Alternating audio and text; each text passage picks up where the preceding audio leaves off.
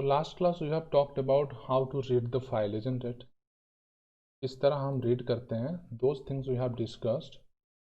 Like we have told you how to use read function, readline function, and readlines function, isn't it? So what are they do? What they do? read function क्या करता है? वो entire आपका file में जो content है, it reads those content, isn't it? पूरा read करता है आपका, है ना? फाइल में जो कंटेंट है रीड फंक्शन रीड करता है. And what about read line function? वो एक लाइन को रीड करता है ना. तो लाइन कैसे रीड करता है? लाइन को पता कैसे चलता है कि लाइन है कि क्या है? जहां आपका लास्ट में न्यू लाइन कैरेक्टर होता है उतना तक रीड करता है, उसके बाद नेक्स्ट लाइन रीड करता है ना. And I also told about read lines method, isn't it? What is read line method? It reads the entire file and it represent them as a list of those lines, isn't it? तो क्या करता है? पूरा entire file को read करता है और उसको फिर क्या करता है? उसको वो आपको शो करता है आपका what you call that, it shows the total file content as a list, isn't it? ठीक है, तरह ये तो हम किए थे, रीड लाइन्स मेथड भी किए थे. तो इस तरह एक लिस्ट बनाता है, isn't it? So let's talk more about these things. And we also talked about what is the significance of writing a number inside this read and readline function, है ना. read में ये 10 लिखेंगे तो क्या है? It tells that the first 10 characters will be read. Okay? तो देखते हैं इसके बारे में और थोड़ा एनालाइज करते हैं, देखते हैं कि ये और क्या क्या हो सकता है. Okay, to demonstrate that thing let me use the PyCharm. Okay? तो हम देखे थे इधर. So this is the text we have, isn't it? है ना. तो रीड फंक्शन को तो हम इस तरह रीड लिखते हैं. तो the same thing I am doing. तो ये इस तरह लिखते हैं और तो ये क्या प्रोड्यूस करेगा? ये आपका रन करेंगे तो डायलॉग डॉट टी में जो आपका कंटेंट है it will produce that content. So this is the content in our dialog.txt file. So it is producing that result. Just see that that is same. Now, as I told you, if I am writing some integer here, suppose 10, तो क्या होता है? ये पहला 10 bite को read करता है. देखते हैं.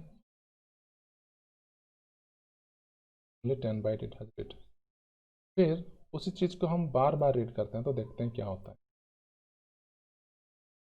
रीड करके प्रिंट करते हैं. ठीक है, 2 बार. सपोज पहले ये रीड किया, फिर ये वाला 10 बाइट रीड. तो अभी देखो वो क्या कर रहा है. ये पहली अभी इसमें देखो, जब again I am telling the whole thing. Okay, तो क्या हुआ? पाथ वेरिएबल में ये वाला पाथ को मैंने सेट किया और फिर उसको मैं रॉ स्ट्रिंग बनाया ताकि /a/b ये सारे को क्या करे? वो विल टेक देम आज लिटरल्स एंड नॉट देम आज what you call that escape sequence. Escape sequence बोल के जैसे ना ले, इसलिए हमने क्या किया? इसमें इसको रॉ स्ट्रिंग बोल के चेंज किए. तो पाथ में अपना ये वाला पाथ सेट हो गया. आफ्टर दैट मैंने फाइल को ओपन किया, सॉरी यस, मतलब उस पाथ में जो फाइल है उसको ओपन किया एंड उसको स्टोर कहाँ कर दिया? ये फाइल बोल के फाइल ऑब्जेक्ट, या और क्या बोलते हैं हम? File handle, isn't it? तो ये फाइल हैंडल पे उसको स्टोर कर दिया और इसमें कोई मोड नहीं लिखा है, इसलिए the default mode will be read mode, isn't it? उसके बाद क्या किया? टेक्स्ट में उस फाइल से 10 कैरेक्टर रीड किया. तो ये पहला जो 10 कैरेक्टर है, ठीक है, तो वो रीड किया. उसके बाद तो ये पहला 10 कैरेक्टर क्या है? टेलर स्पेस डर्ब, इतना तक है ना। Taylor 5 then space 6 then DURD 4, so total 10 character read किया ये कहाँ से, dialog.txt से। उसके बाद नेक्स्ट 10 कैरेक्टर कहाँ से रीड किया, जहाँ वो पहुँचा था। तब 1 2 स्पेस देन और एक स्पेस 3 IT 5 3 4 2 6 7 8 9 10 कैरेक्टर फिर से रीड किया, क्योंकि हमने ये क्या लिखे 10 लिखे हैं। ठीक है, तो देखो ये किस तरह एग्जीक्यूट होता है, just I am telling you that thing. तो इसको मैं थोड़ा सा बड़ा कर देता हूँ। तो आई will be talking about this 2 things only, इस फर्स्ट 20 कैरेक्टर्स ओनली। ठीक है, जितना जहाँ भी रहता है। तो अभी जब, हमेशा याद रखो, जब भी आपका फाइल रीड मोड में खोलेगा, आपका फाइल पॉइंटर कहाँ रहेगा, it will be pointing to the starting of the file, file का स्टार्टिंग को पॉइंट करेगा। ठीक है, तो जब हम लिखे पहले 10 कैरेक्टर रीड करना, तो क्या होगा, first character, second character, third, fourth, fifth, then space character 6 7 8 9 10। अभी ये कैरेक्टर रीड कर लिया। तो अभी 10 कैरेक्टर रीड करने के बाद, मतलब ये आपका, ये जब ये वाला एग्जीक्यूट हो जाएगा, ये वाला स्टेप, ये जो एग्जीक्यूट हो जाएगा, आपका फाइल पॉइंटर कहाँ, मतलब कहाँ पॉइंट कर रहा होगा, it will be pointing to this location after D। ठीक है, तो न्यू फाइल पॉइंटर अभी 10 कैरेक्टर रीड करने के बाद क्या होगा, ये पॉइंटर इधर से हट के इस जगह को पॉइंट करेगा। ठीक है, उसके बाद फिर से मैंने क्या प्रिंट किया, जो टेक्स्ट रीड करके उस टेक्स्ट में रखा था उसको प्रिंट किया, तो ये वाला प्रिंट हो गया। और फिर मैंने ये फाइल में देखो क्या दिया था, end equal to null string दिया, एम्प्टी स्ट्रिंग दिया हूँ, इसलिए वो कुछ नहीं करेगा, वो उसके बाद ही से ही वो प्रिंट करेगा। तो टेलर डॉट प्रिंट हो गया, उसके बाद से ही वो प्रिंट करेगा, का मतलब ये है, ये जो प्रिंट लाइन। उसके बाद फिर टेक्स्ट में क्या असाइन हो गया, फाइल डॉट रीड 10।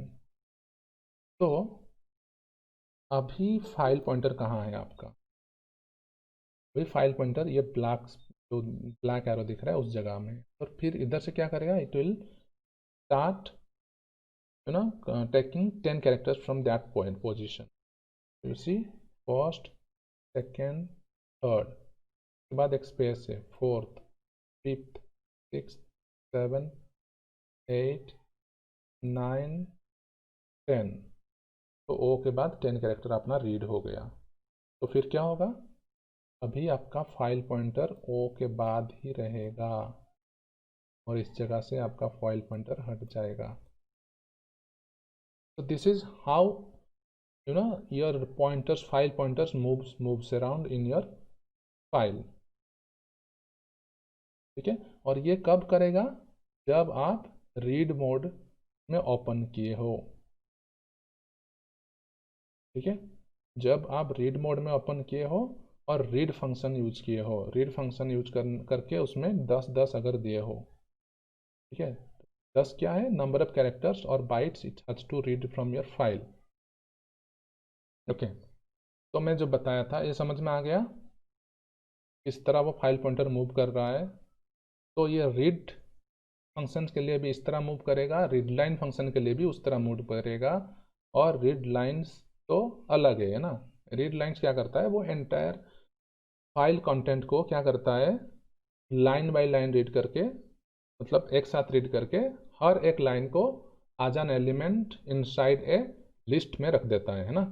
एक लिस्ट में सारे लाइंस को आज वन एलिमेंट बोल के list of that lines they produce करता है। ठीक है, तो मैंने जिस तरह बताया रीड फंक्शन इस तरह जैसे काम करता है, similar to that read line also do the same thing. समझ में आ रहा है आपको? तो मैं अभी एक अ, अगर मैं आपको बोलूँगा नेक्स्ट लाइन में, तो ये समझ में आ गया, ये ओ तक प्रिंट किया है ना।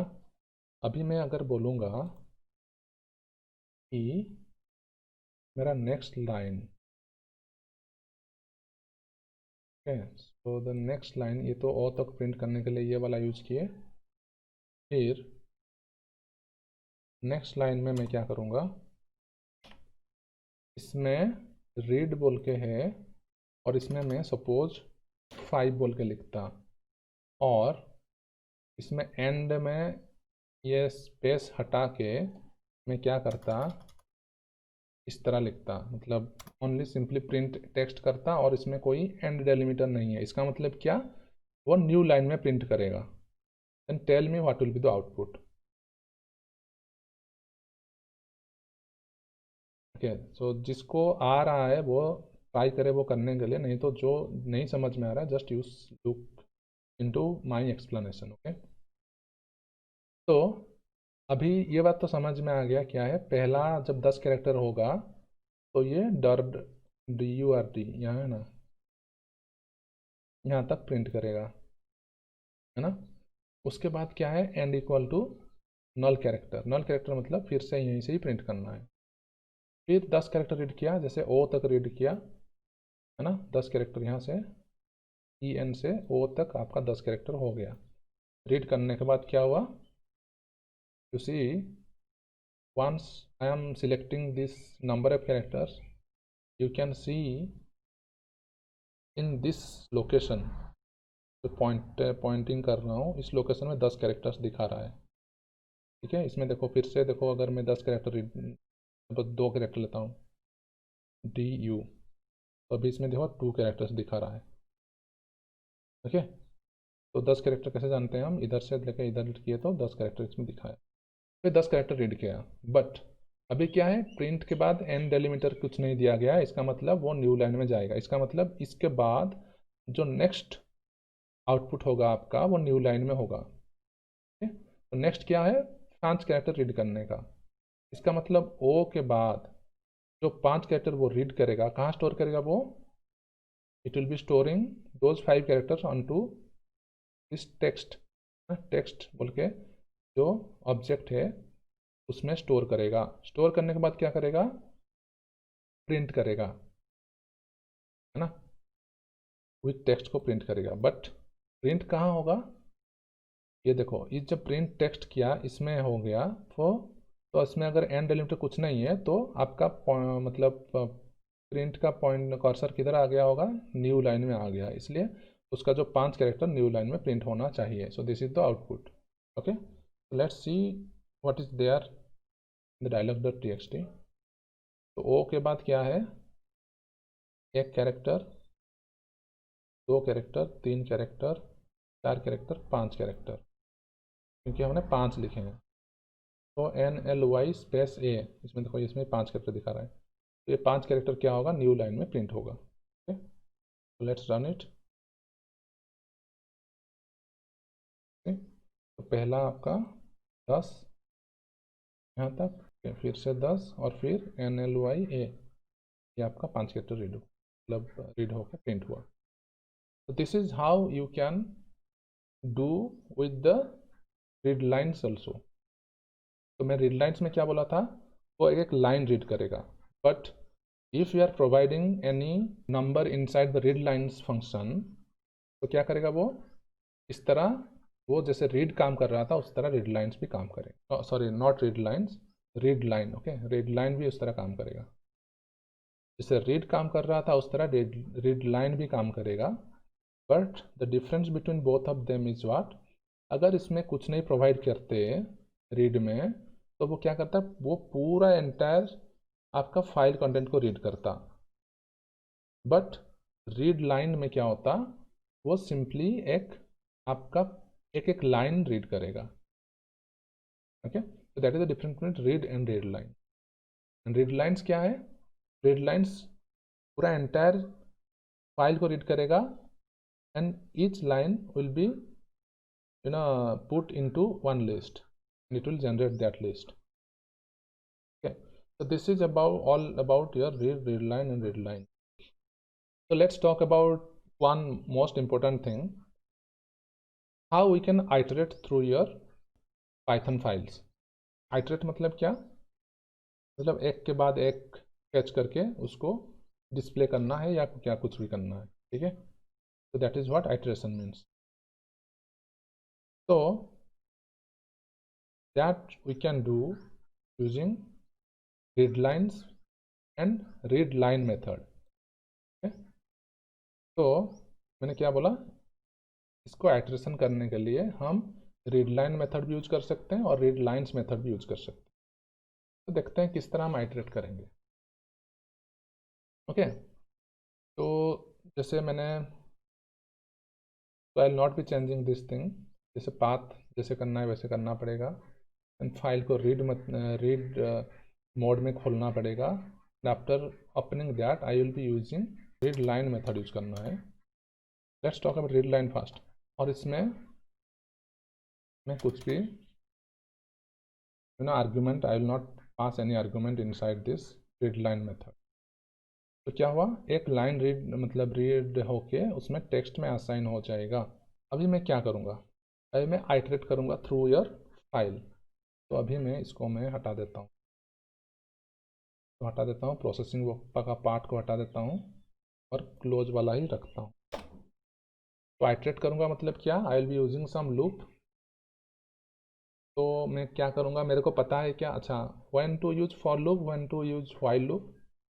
As I told you, for loop कब यूज करते हैं, एंड व्हाइल लूप कब यूज करते हैं.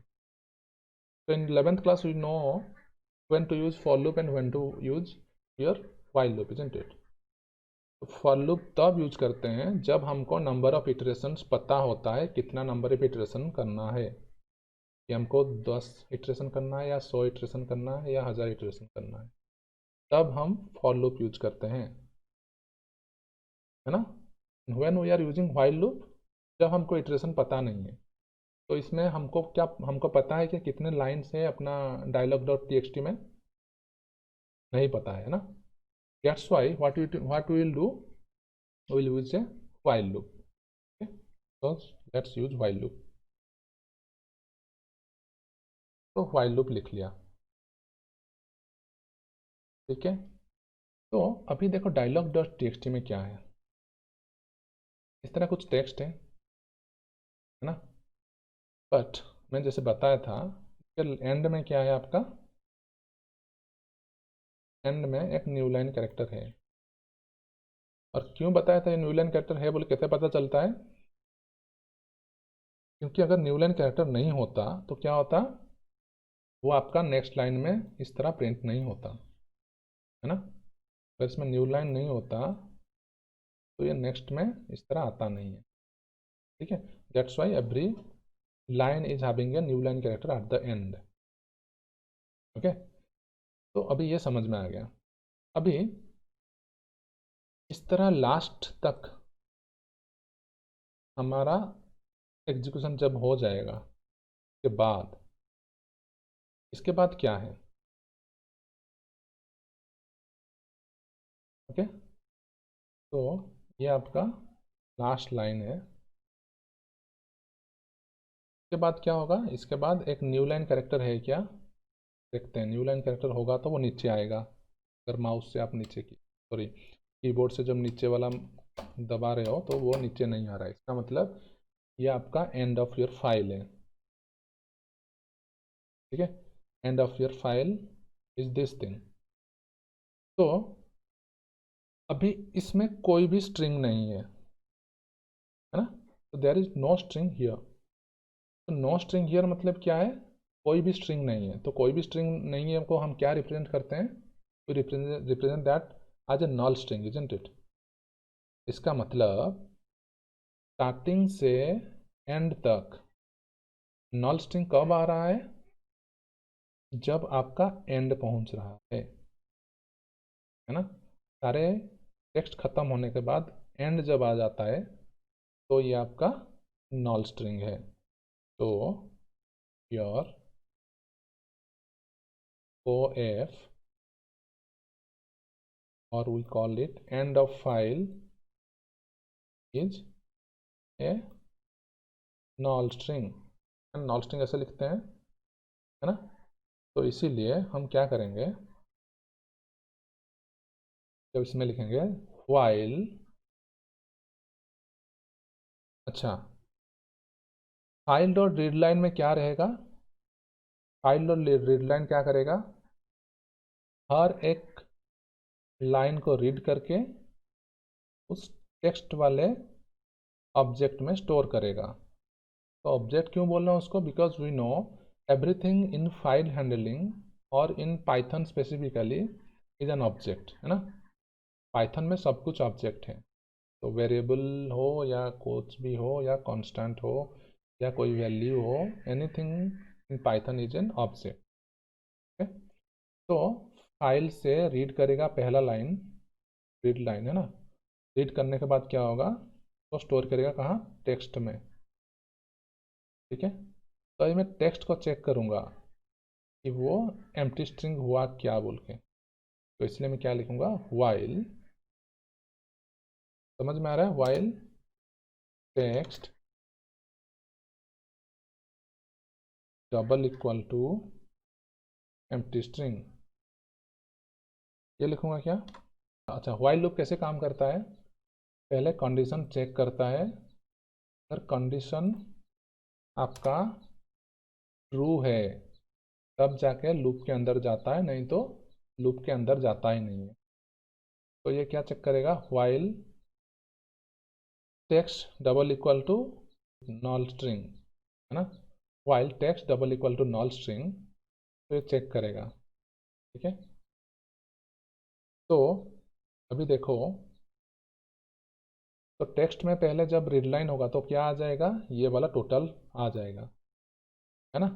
जब पहली बार आपका ये चलेगा, तो ये आने के बाद क्या होगा, तो टेक्स्ट में आपका क्या आ गया, वो स्ट्रिंग आ गया, जो भी ये वाला string. This text double equal to null string है क्या, नहीं है, तो आपका लूप में आएगा नहीं, है ना।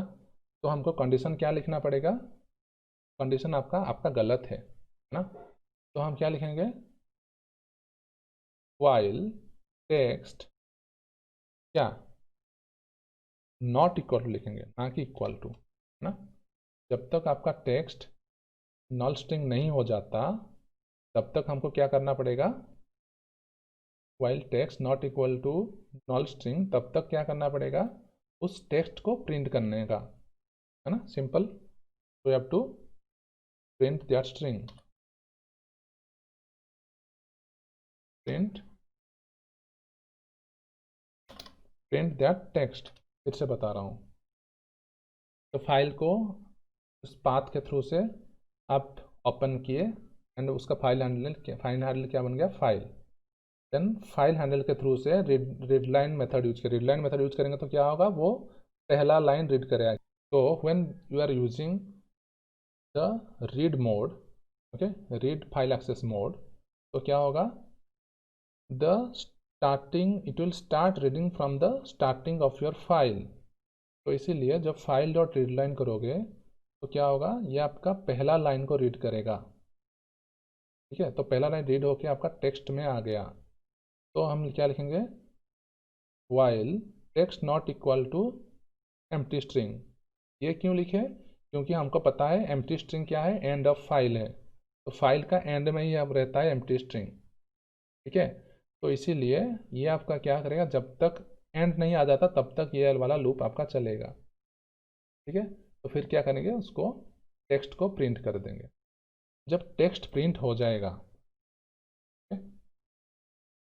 जब टेक्स्ट प्रिंट हो जाएगा तो क्या करेंगे, फिर से हमको नेक्स्ट वाला यू नो लाइन हमको रीड करना है ना।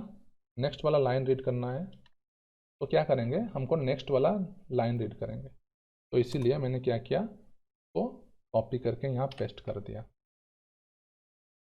ठीक है।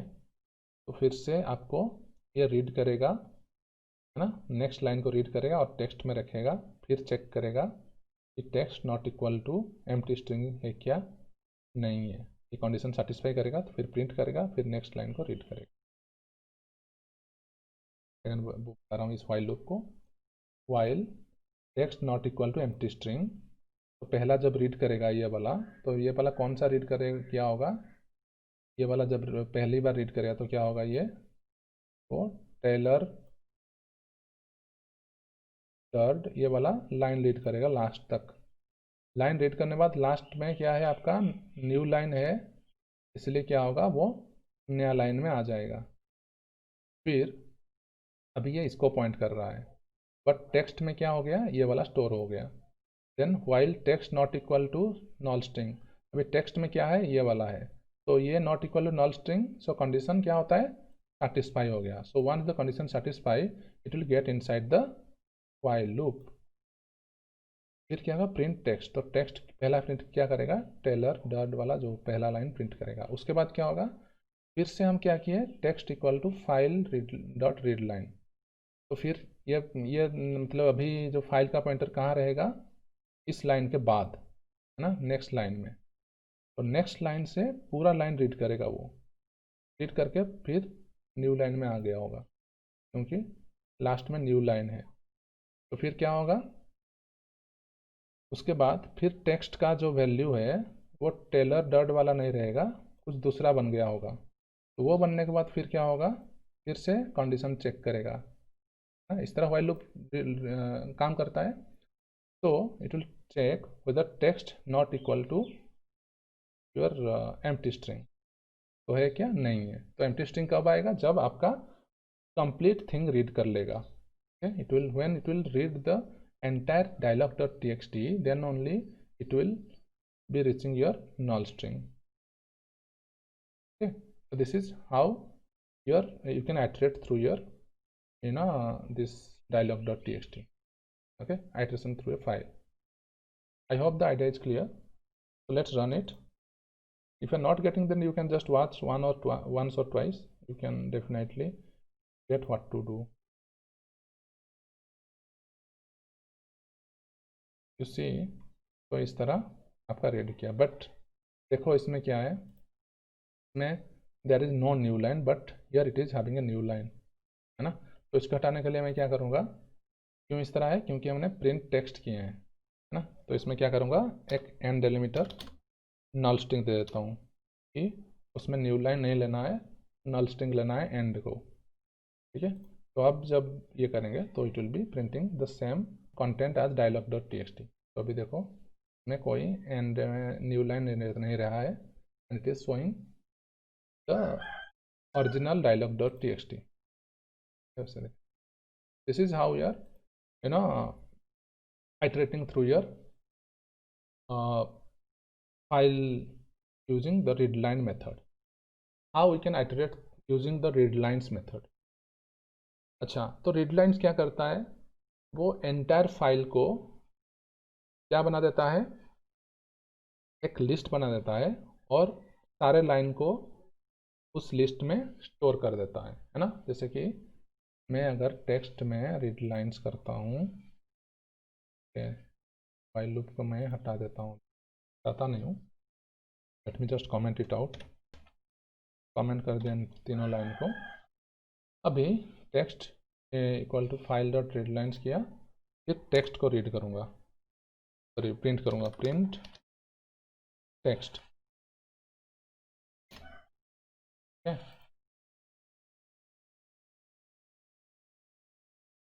तो टेक्स्ट को प्रिंट करूँगा तो क्या देखो, इसमें देखो क्या क्या किया, जैसे मैं बताया था, ये पूरा आपका हर एक लाइन को एज ए लिस्ट एलिमेंट बोल के दिखा दिया, ठीक है। तो अभी ये क्या बन गया आपका, एक पूरा बड़ा सा लिस्ट बन गया। अभी क्या अपन को लिस्ट में आइटरेट करना है, तो लिस्ट में आइटरेट करना तो आपको बहुत अच्छी तरह से आता है, that we have studied in class 11th, isn't it. क्या करूँगा, और कुछ भी है ना, और टेक्स्ट टेक्स्ट, अच्छा टेक्स्ट में आइटरेट करना है ना, क्योंकि हम रीड लाइन्स यूज करके फाइल से जो भी रीड किया हम टेक्स्ट में स्टोर किए। इसका मतलब टेक्स्ट इज ए, उसको देखने के लिए मैं बता देता हूँ टेक्स्ट का टाइप क्या है। क्या होगा टेक्स्ट का type? It will B list, isn't it? तो कैसे जानेंगे? Type of text, type of text करेंगे तो क्या देगा वो? तो उसमें प्रिंट फंक्शन यूज करना है, प्रिंट टाइप ऑफ टेक्स्ट, तभी will show you type of text as a list, use class list, है ना। तो इसका मतलब टेक्स्ट एक लिस्ट है, और किसका लिस्ट है? ये dialog.txt का हर लाइन का एक लिस्ट है टेक्स्ट के अंदर। तो अभी लिस्ट में आइटरेशन कैसे करते हैं, तो हटा देता हूँ, using A for loop, isn't it? तो क्या लिखेंगे? फॉर सपोज हर एक लाइन को प्रिंट करना, तो line in no list, list का नाम क्या है? टेक्स्ट, टेक्स्ट, फिर क्या करेंगे? उसको प्रिंट करेंगे। तो प्रिंट, किसको प्रिंट करेंगे? लाइन को प्रिंट करेंगे, है ना, लाइन को प्रिंट करेंगे। तो प्रिंट लाइन, और इसमें एंड दे देता हूँ मैं एम्प्टी स्ट्रिंग को, नहीं तो फिर वो जिस तरह एक एक एक्स्ट्रा लाइन ऐड करता था उसी तरह ऐड करेगा। तो अभी इसके थ्रू से भी हम क्या करेंगे? We can also iterate the whole content of the file, you see, जैसा था वैसा है। This is also another way how we can iterate through the file, okay।